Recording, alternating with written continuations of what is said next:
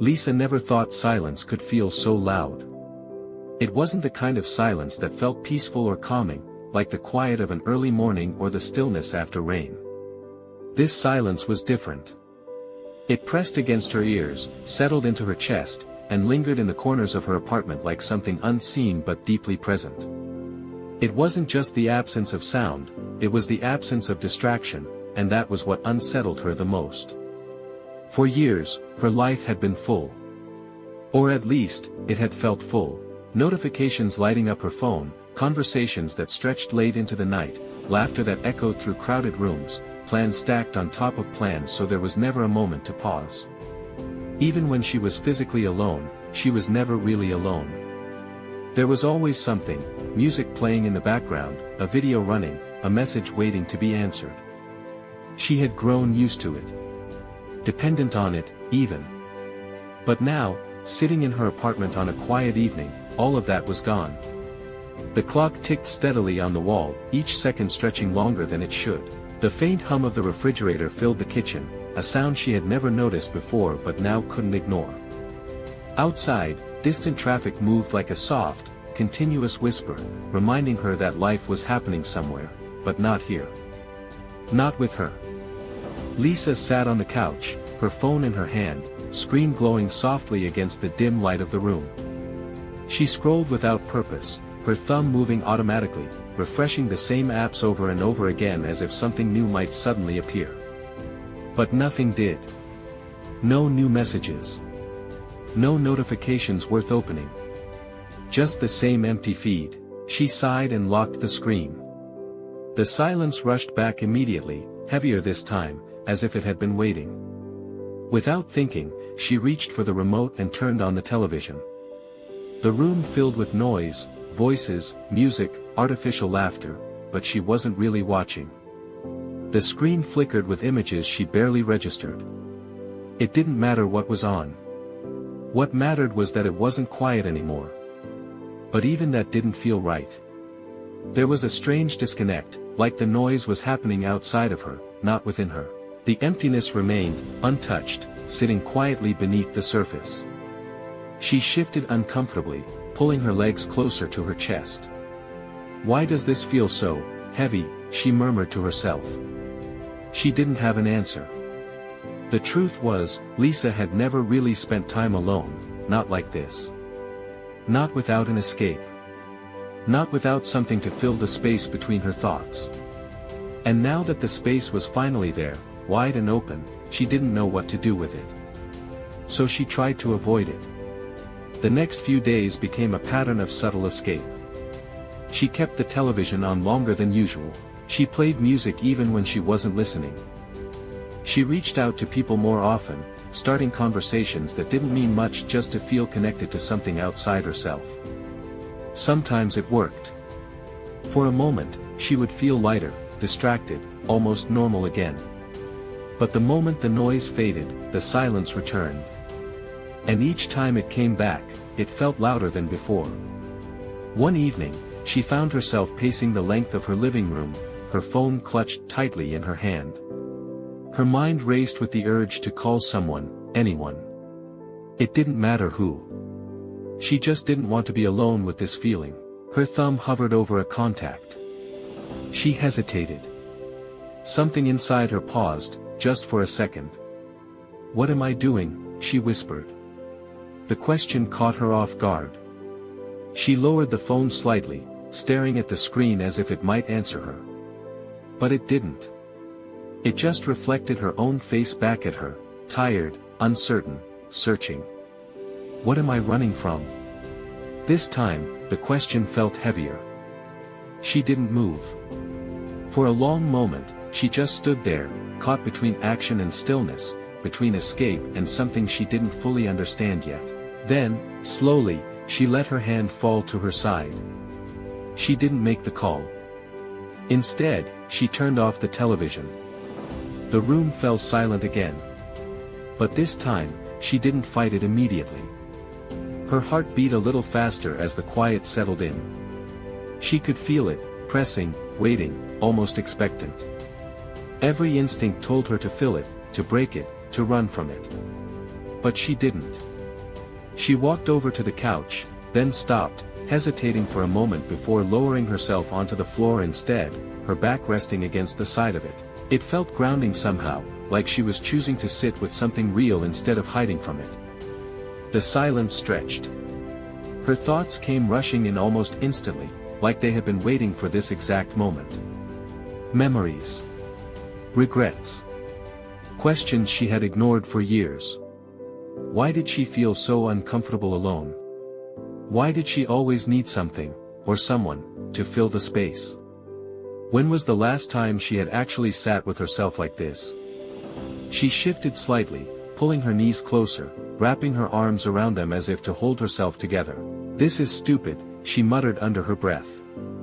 "Why is this so hard?" But even as she said it, she knew the answer wasn't simple. Because it wasn't just silence she was facing. It was herself. Minutes passed, though it felt much longer. The discomfort didn't disappear. If anything, it grew sharper, more defined. Her mind jumped from thought to thought, searching for something to latch onto, something to distract her. But she stayed. She didn't reach for her phone. She didn't turn the television back on. She just sat. And slowly, almost imperceptibly, something shifted. The silence didn't feel any quieter, but it felt different. Less like an enemy, more like a presence. Still uncomfortable, still unfamiliar, but not entirely unbearable. She exhaled softly, her shoulders relaxing just a little. "Okay," she whispered. "Okay." It wasn't a solution. It wasn't a breakthrough. But it was a start. The next morning, Lisa woke up feeling the same heaviness she had carried the night before. The loneliness hadn't disappeared overnight. It lingered, quiet but persistent, like a shadow that followed her from room to room. But something inside her had changed. Just slightly. Instead of immediately reaching for her phone, she sat on the edge of her bed and paused. The habit was still there, the urge to check messages, to dive into noise, but she hesitated. Then, deliberately, she set her phone down. She walked to the window instead. The morning light filtered through softly, casting a gentle glow across the room. Outside, the world was waking up, cars passing, people moving, distant sounds blending into a quiet rhythm of life. Lisa watched it for a moment. Really watched it. It felt different. Slower. More real. She didn't fully understand why, but she didn't question it either. That day, she made a small decision. She wouldn't try to fix the loneliness all at once. She wouldn't force herself to suddenly enjoy being alone. She would just stop running from it. It was a simple idea. But not an easy one. Later, she went for a walk. Normally, she would have put on her headphones, played music, or listened to something to keep her mind occupied. But this time, she left them behind. The air felt different without the barrier of sound. Every step she took seemed louder, more present. She could hear the faint crunch of gravel beneath her shoes, the rustle of leaves in the breeze, the distant murmur of conversations as people passed by. At first, it felt uncomfortable. Exposed. Like she was missing something. But after a while, she started to notice things she hadn't before.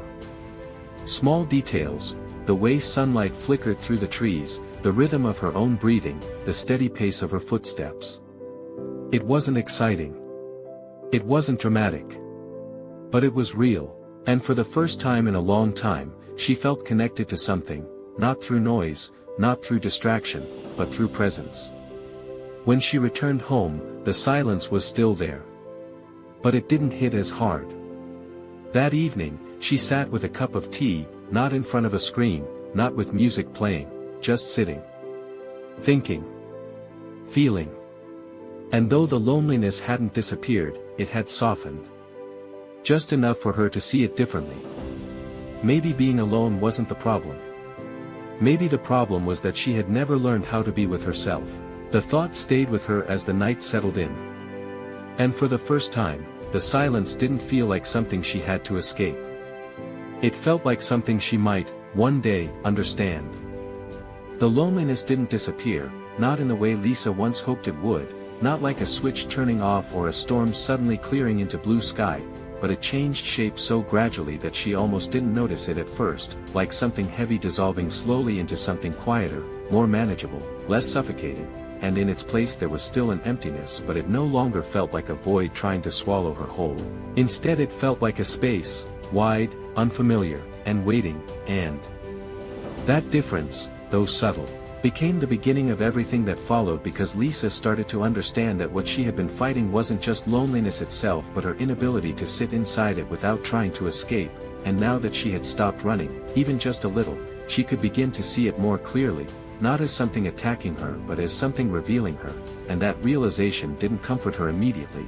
It didn't suddenly make her feel strong or peaceful, but it grounded her in a way she hadn't felt before.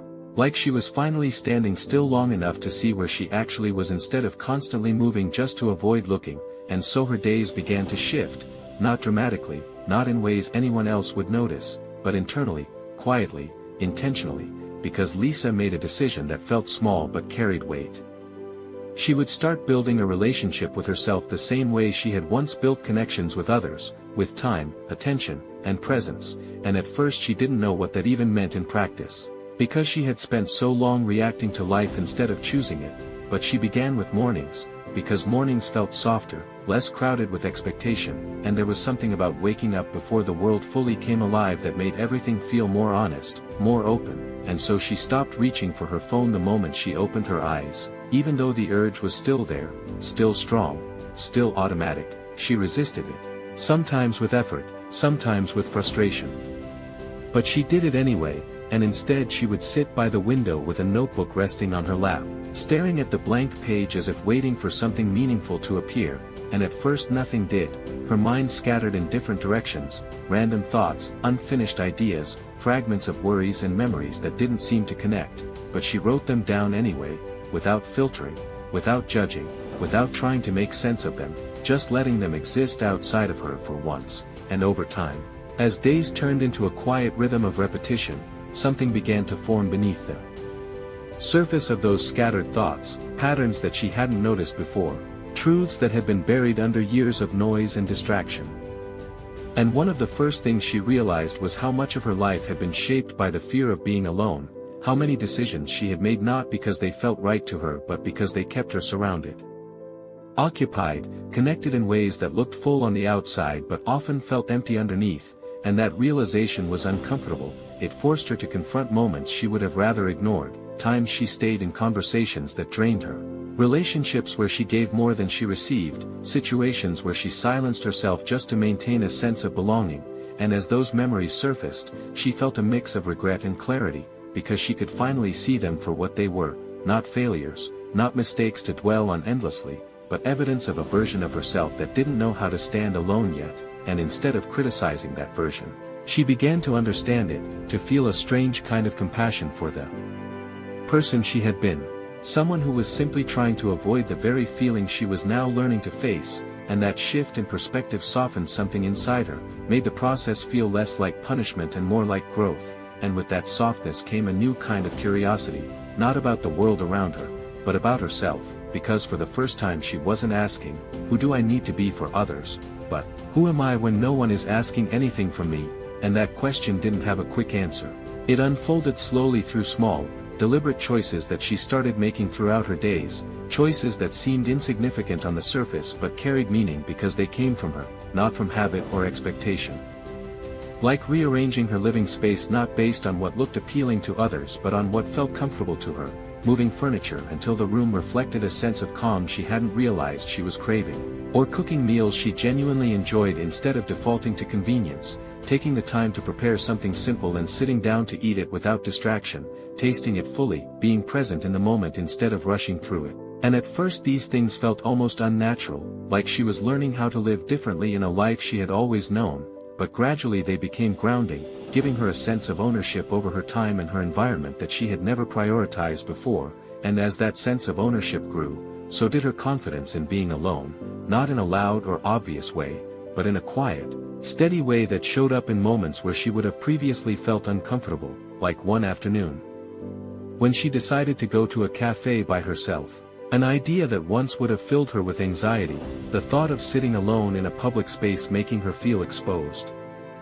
As if everyone would notice, as if her solitude would somehow define her, but this time she approached it differently, not as something to prove, not as a challenge to overcome, but as an experience to observe, and when she walked in, ordered her drink, and chose a seat by the window, she felt the familiar flicker of discomfort rise within her, the instinct to reach for her phone, to create a barrier between herself and the world, but she paused, recognizing the pattern, and instead of following it, she placed her phone face down on the table and simply sat there, letting the discomfort exist without immediately trying to erase it, and for a few minutes it felt intense, her awareness heightened, her thoughts questioning everything, how she looked, what others might think, whether she should leave, but she stayed, breathing through it, allowing it to pass on its own rather than forcing it away, and slowly, just like before, something shifted, the intensity softened, the awareness settled, and her attention began to move outward, not in comparison or insecurity but in observation.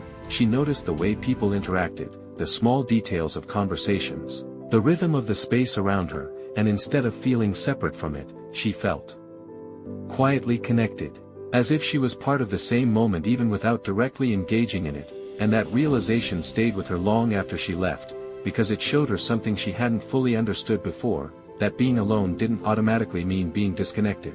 That presence itself could be a form of connection, and that insight changed the way she approached her solitude moving forward. She no longer saw it as something lacking but as something that could be full in its own way, if she allowed it to be, and from that point on her interactions with others began to shift as well, not because she was avoiding people but because she no longer depended on them in the same way.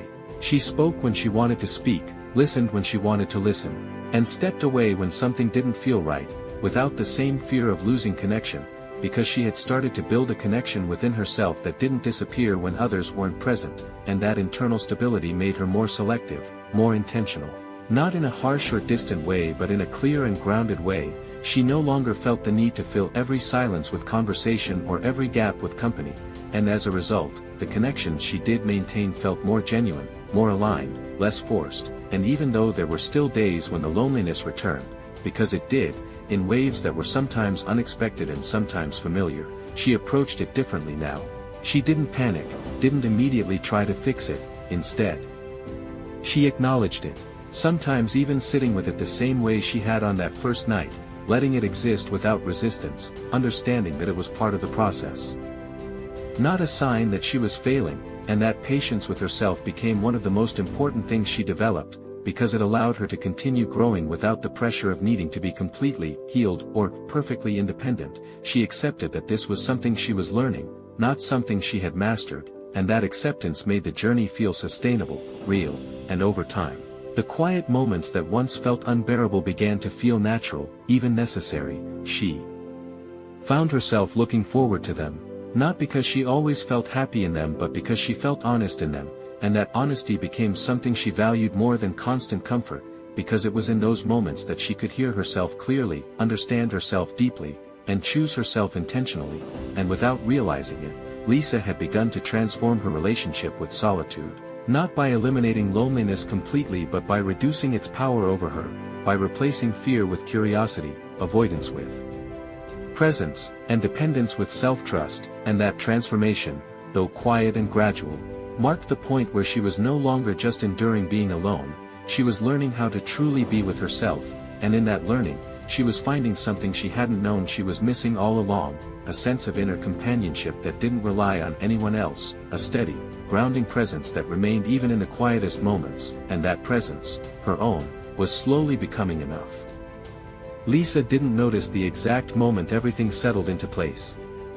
It didn't come as a sudden breakthrough or dramatic realization. Instead, it arrived quietly, woven into her days so subtly that one evening, as she sat by her window watching the fading light stretch across the sky, she felt something unfamiliar: ease. Not the temporary kind born from distraction or noise, but a deeper, steadier calm that existed even in stillness. It caught her off guard in the gentlest way. There was no effort behind it, no conscious attempt to feel okay, she just was. That simple state of being had once been the hardest thing for her. She used to avoid it, filling every empty moment with anything she could find. But now, it felt natural, as if she had slowly grown into a version of herself that no longer needed to run. As she sat there, her hands loosely wrapped around a warm cup, she noticed the silence around her. It no longer felt heavy or intrusive. Instead, it felt familiar, almost comforting. The silence hadn't changed, it was still quiet, still empty in a literal sense. But it no longer felt empty within her, and that made all the difference. She realized that the shift didn't come from eliminating loneliness completely. It came from something stronger, her ability to exist with herself without resistance or fear. She no longer felt the need to fill every moment with noise or validation. This change showed up in small, almost unnoticeable ways, moving through her apartment without turning something on, finishing a cup of tea without reaching for her phone, pausing in her day just to breathe without guilt. These simple moments carried a quiet confidence. They reflected a version of her that trusted herself enough to stay present. That trust began to shape other parts of her life too. She no longer held on to people just to avoid being alone. She didn't say yes out of obligation or shrink herself to fit spaces that didn't feel right. Instead, she moved with calm clarity. She chose what aligned with her and let go of what didn't. This didn't make her distant, it made her grounded. Her conversations became more meaningful because she wasn't using them to fill a void. She engaged because she wanted to, because she was genuinely present. When those moments ended and she returned to being alone, there was no sudden emptiness. The feeling stayed with her. There was no sharp contrast between being with others and being by herself. That continuity became one of the most powerful changes in her life. Of course, not every day was easy. There were still moments when loneliness surfaced, when silence felt heavier. But now, she didn't see those moments as failures. She accepted them as part of being human. Sometimes she sat with them, sometimes she wrote through them, and sometimes she simply acknowledged them and moved forward. This ability to hold her emotions without being overwhelmed gave her a deep sense of stability. She knew she could handle it. She no longer feared being alone, and without that fear, her choices became more honest and aligned with who she truly was. Over time, she noticed something unexpected: she genuinely enjoyed her own company. She liked her thoughts, her calm routines, and even her quiet spontaneity. This didn't replace her desire for connection, but it changed how she approached it. Relationships became additions to her life, not something she depended on to feel complete. She could walk into a room full of people without needing to prove anything. And she could leave that room and return to her solitude without feeling like something was missing. That balance became her quiet strength. One evening, sitting by the same window, she reflected on how far she had come. Nothing around her had changed, the same apartment, the same quiet, the same world outside. But she had changed, and that changed everything. She no longer saw solitude as something to endure. She saw it as something that belonged to her, a space where she could think, feel, and exist freely. In that space, she found a version of herself she trusted and respected. And as she looked out at the fading light, a quiet understanding settled within her.